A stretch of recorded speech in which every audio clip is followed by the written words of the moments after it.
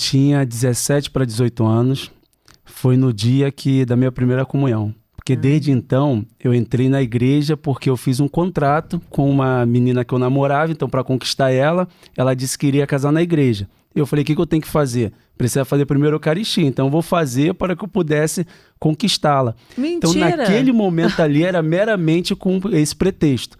Só que Deus já tinha os seus pretextos, seus desígnios. E no dia da primeira comunhão, depois que eu fiz a confissão, eu era a pessoa que me sentia menos digna de estar ali. Porque eu também era membro da torcida Força Jovem do Vasco. Eu vivia toda uma realidade também. Não, realmente. Eu concordo que você não era digno. Confissão. Aí realmente. Os flamenguistas. Não dá. Aí realmente tinha que confessar, cara. Aí agora nós chegamos no ponto fundamental. Agora mais do que nunca. Cara, o cara tinha que confessar, cara. Você fazia parte da torcida? Da torcida Força Jovem do Vasco. Então você também não queria ser, assim, daqueles queria ser jogador de futebol. Vivia também naquela época a realidade baile funk.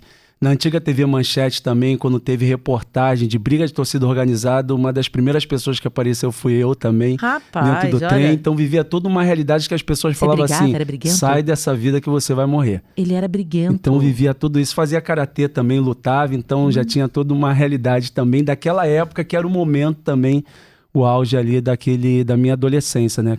Então, mas depois da confissão ele virou Flamengo. Aí depois da confissão, aí eu entendi o significado da cruz. Que antes era a cruz de Malta, agora é a cruz de Cristo.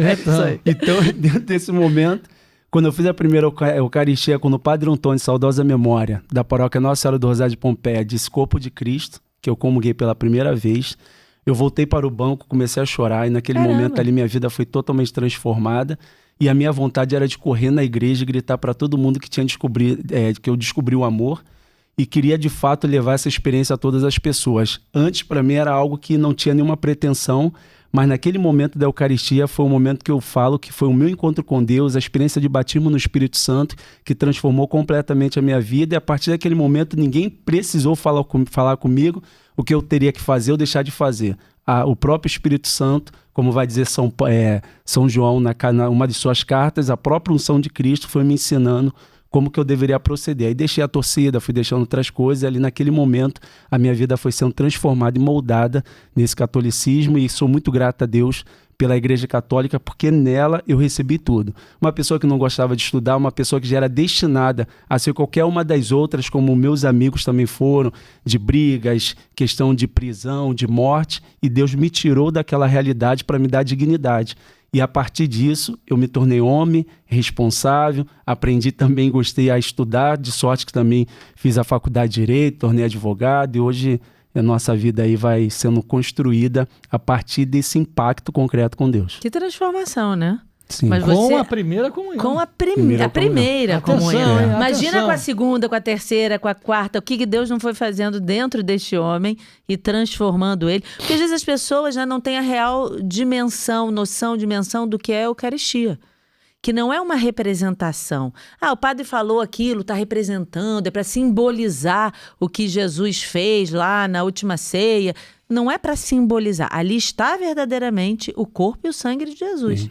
Né? E você é testemunha viva disso. Sou testemunha disso. Como te transformou, como mexeu com você, como, né, foi te levando para um novo caminho.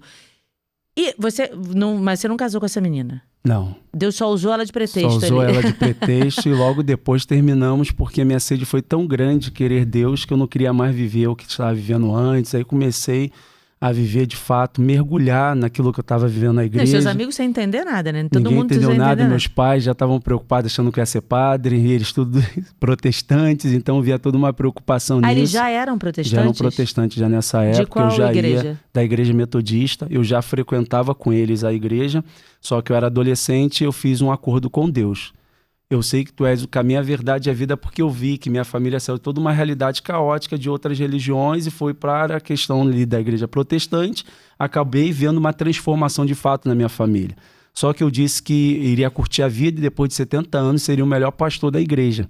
Você falou isso? Falei isso com Deus. Essa foi a minha oração e fui desbravar no mundo. Isso eu tinha cerca de 11, 12 anos.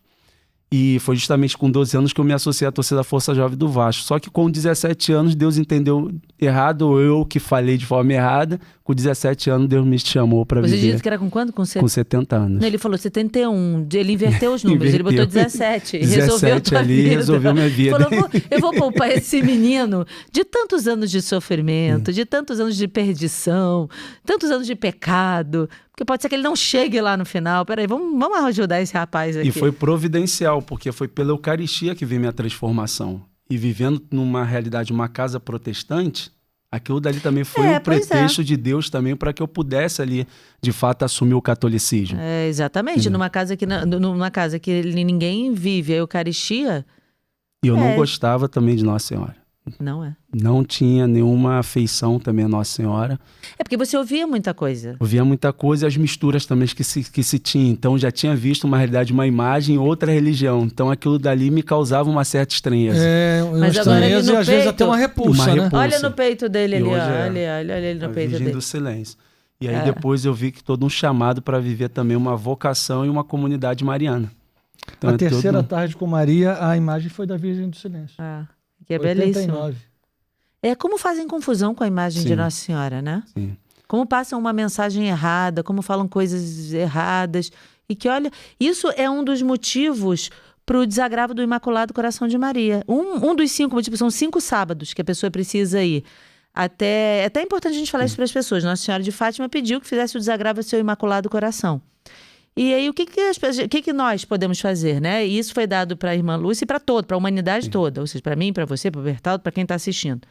5 primeiros sábados do mês. Então, mês de julho, primeiro sábado do mês de julho, primeiro sábado do mês de agosto, de setembro, de outubro, de novembro. Enfim, 5 primeiros sábados. A pessoa vai, você sabe disso, mas para quem não sabe, a gente aproveita e fala. A pessoa vai até a igreja, confessa na intenção de desagravar o coração imaculado.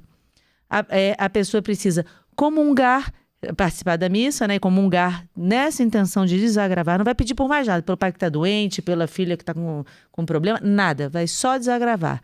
Rezar o terço e meditar durante 15 minutos um dos mistérios do Rosário. Escolhe qualquer um mistério que queira meditar. Eu gosto da Anunciação do Anjo Maria. Medita 15 minutos sobre isso. É isso que Nossa Senhora... Só isso. Com o fim de desagravar. Com o fim de desagravar. Tudo. E quando a irmã Só que Lúcia Nossa Senhora faz 15 minutos de companhia. Exatamente. Ela disse que faria 15 minutos de companhia para quem fizesse esses 15 minutos de meditação. Por que 5 primeiros sábados? Por que não 6, não 3, não 2? Um dos motivos é pelas indiferenças e por tudo isso de ruim que é incutido nas crianças sobre Nossa Senhora.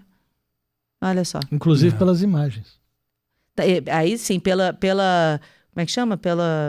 Que fala quando danifica a imagem, quando quebra. Pelo vilipêndio das imagens. Também é um dos motivos, né? Então, você vê como é que a coisa funciona. Você tinha isso arraigado dentro de você. Muito forte. Isso causou um impacto, assim, uma barreira muito grande.